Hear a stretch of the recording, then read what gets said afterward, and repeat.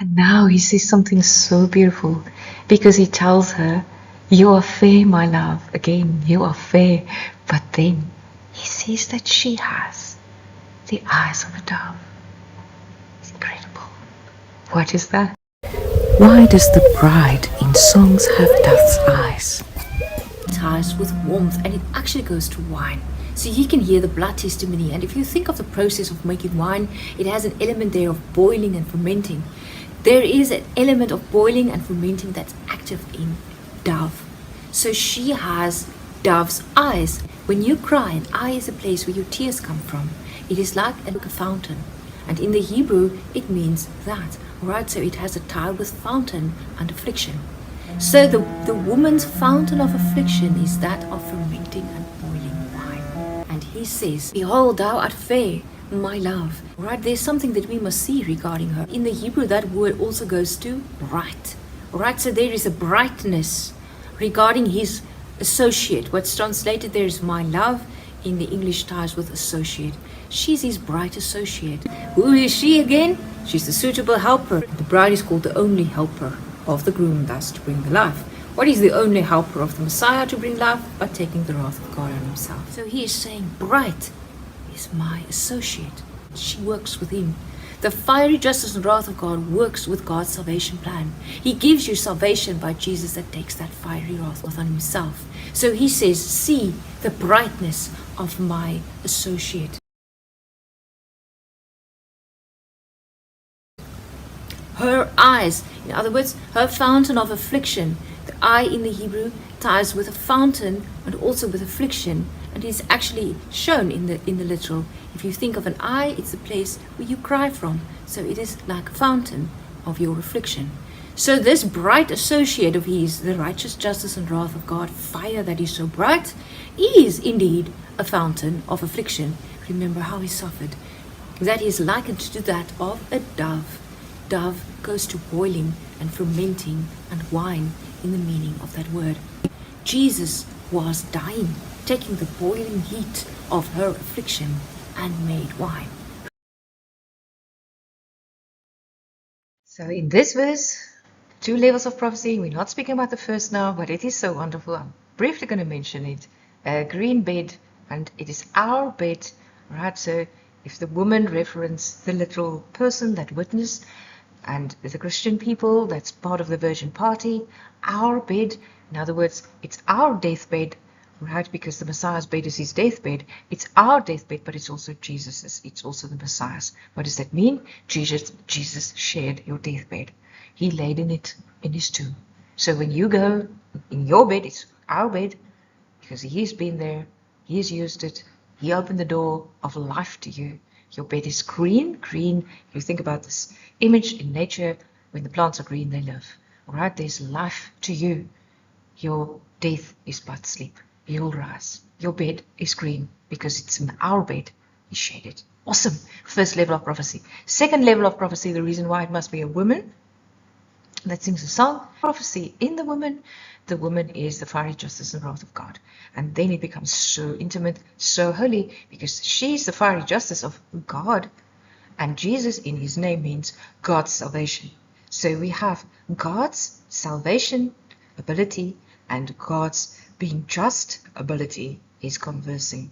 You see the holiness? And in that inner conversation between the two sides, the justice that's supposed to come and destroy us, that is now going over to salvation and uniting with it. And from it, he twists it legitimately and justly, so it pleases, it is apt, it is acceptable to bring life. Because Jesus took the death is fulfilled, like in this bridal image, she loves him, and it satisfied the death verdict. But he also, in being the redemptive, right, being the one in that breathes out his breath because he wants to save, God is salvation, by him taking her on himself, right? That image of the bride and groom coming together, Jesus on the cross, having the wrath consume him, dying, going into his tomb, into his bed, right? It pleased, right? He became this acceptable sacrifice. We've spoken thereof when in previous videos, if you go back in the verses, because we're going line by line, she's already disclosed that. So she's saying, behold means see. So what do we have to see? See fair. In other words, see brightness. Jesus having her the fiery flaring up wrath of God that was so severe. See what? My beloved. Jesus is the beloved, and in that name, son of David, right, David's name ties with that meaning, boiling. See the flaring up. See the boiling. See Jesus on the cross. The groom is doing the work, but the female there, in terms of God's justice and wrath, becomes its aid, its helper, in order to bring forth life. Just like in the earthly, the male need the woman, the female, in order to have life come forth. He's using images that we can understand. Jesus needs to be united with the death verdict in order to declare redemption to us. And it is the Song of Solomon, it's a song of peace, it's a song of the Messiah's peace, which comes by having her, right? Therefore, she's the witness. If she wasn't there, if she didn't see this, if it wasn't done, then in a justice system, one day in heaven, in the courts of heaven, one cannot have declaration of life and freedom to the guilty, to us, without this justice having been fulfilled. And she says, see, I'm fulfilled. It is pleasing. It pleased her. All right? Our bed is filled with greenery, with life. So the deathbed that came because of her being with him in his tomb will bring forth life to mankind. Isn't it perfect, beautiful, poetic, prophecy done in images that we see on earth? Because the Creator is talking to us, literal metaphors that we can understand. God is awesome.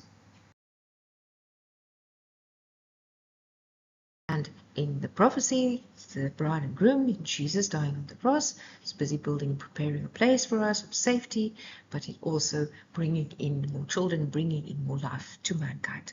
Everybody that belongs to him have life through that green bed of him and his bride. And that house inside, it's been made of cedar and fir. And the cedar and fir, they also, in the image of the temple with cedar associations, it ties with firm and upright, the tree being very firm and upright. It is just because it's justice before God. It is upright and standing and just. And in the fir, evergreen. It lives. So what was construed by Jesus on the cross is just, and it has the power to give you life. It's firm like the cedar, and it is evergreen like the fir. That is what they built. We read, I, the rose of Sharon, the lily of the valleys. Yes, we know that expression, but the meaning? The meaning is so fearsome, the prophecy so mind-blowing. You gotta hear this, and we'll speak about that in the next video. By God's grace alone, because it's His Holy Spirit that opens to us the song. And when you hear it, it's more than beautiful. It's a testimony that gives you life, that keep you wise and in time, and that help you to know who the Messiah is if you don't already know. You have to know the lily of the valley and the rose of Sharon. Let's go there. See you soon.